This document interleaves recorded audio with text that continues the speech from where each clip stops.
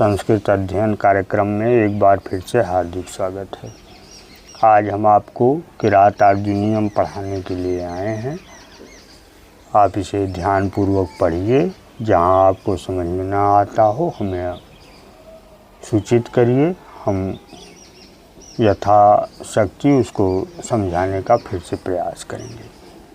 पहले उपदेश में कहा है भारवी ने, असल में ऐसा है कि पहले आपको ये बता देना आवश्यक समझता हूँ कि किरातार्जुनीयम की कथा वस्तु क्या है।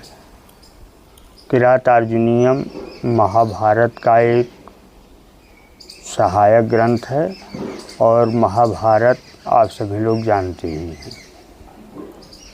जब महाभारत के युद्ध में भगवान के मन में यह विचार आया कि अर्जुन को पाशुपत अस्त्र दिलाना आवश्यक होगा, क्योंकि बिना पाशुपत अस्त्र के वहाँ एक एक लोग हैं धनुर्धर जिनका मुकाबला करना, जिनका सामना करना अर्जुन के लिए मुश्किल होगा।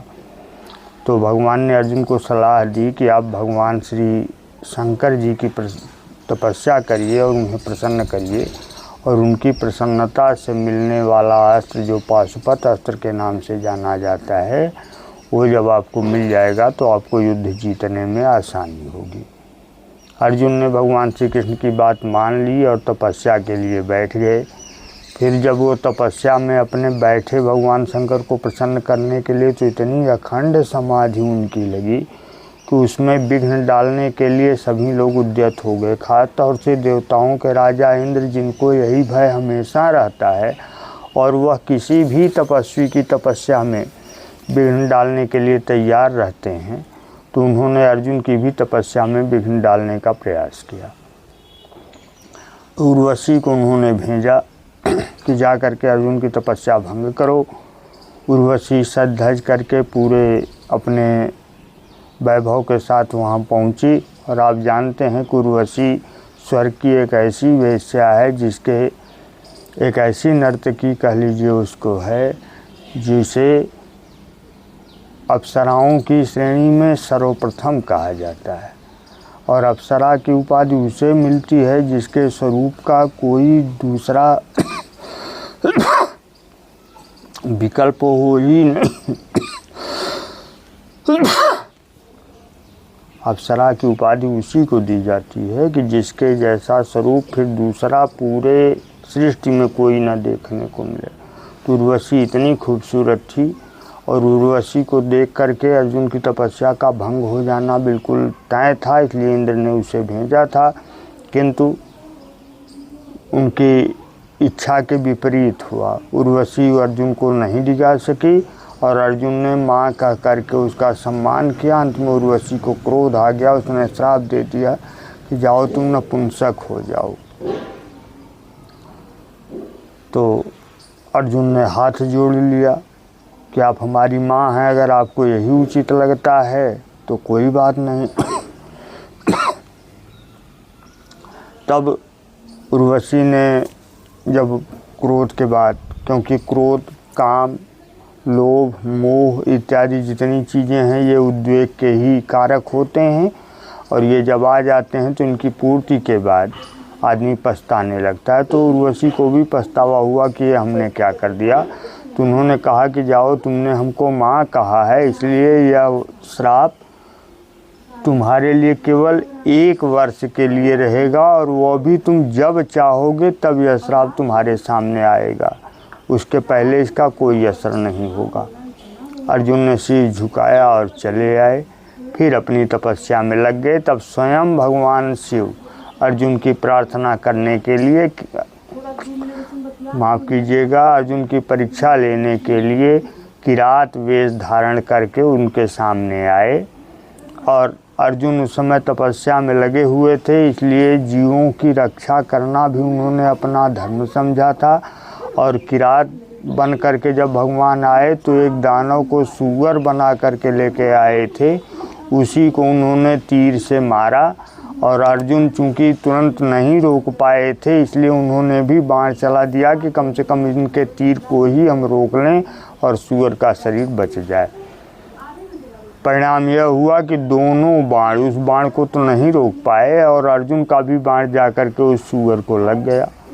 सूअर के मरने के बाद, माने सूअर के ज़मीन पर गिर जाने के बाद दोनों लोग आपस में पहुँचे। अर्जुन उसको बचाने के फेर में थे, इसलिए नहीं देना चाहते थे, और भगवान तो परीक्षा लेने के लिए खड़े ही थे। वो बार बार जिद कर रहे थे कि शिकार मेरा है, मुझे दे दो।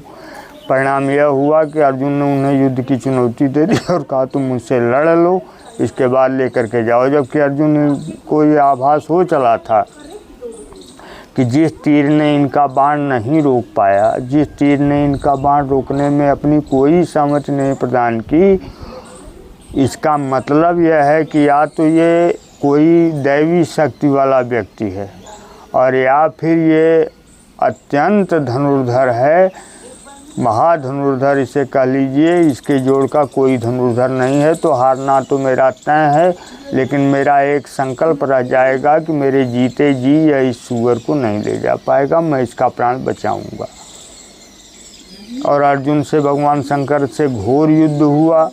परिणाम यह हुआ कि भगवान को ये मालूम हो गया कि हम जीत सकते नहीं और ये हमको हरा भी नहीं सकता, परिणाम इसका बड़ा भयंकर होगा। तब भगवान शंकर प्रसन्न होकर अर्जुन के सामने प्रकट हो गए और उन्होंने अर्जुन को प्रसन्न होकर के पाशुपत अस्त्र प्रदान किया और कुछ आशीर्वाद देने के साथ अंतर्धान हो गए। इसी कहानी को कथा वस्तु बना करके भारवी ने एक ग्रंथ रच दिया जिसका नाम उन्होंने रखा किरात अर्जुनीयम। किरात और अर्जुन का मिला हुआ वह क्रियाकलाप जो ग्रंथ में दिखाई पड़े, उस ग्रंथ का नाम किरात अर्जुनीयम है। रह गई बात कि किरात अर्जुनीयम लंबा ग्रंथ है, विशाल ग्रंथ है, इसलिए आपको पाठ्यक्रम में केवल पहला दूसरा इसी तरह का सर्ग दिया गया है और पहले सर्ग में उस किरात रूपी भगवान शिव का कोई वर्णन नहीं है।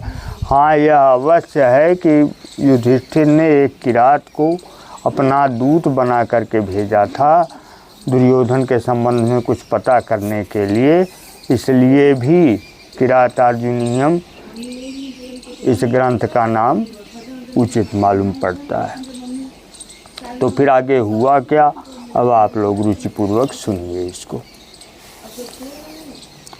तो कह रहे हैं श्रियः कुरूणामधिपस्य पालिनीं प्रजा सुवृत्तिं यमयुक्त वेदितुं सवर्णिलिङ्गी विदितः समाययौ युधिष्ठिरद्वैतवने वनेचरः।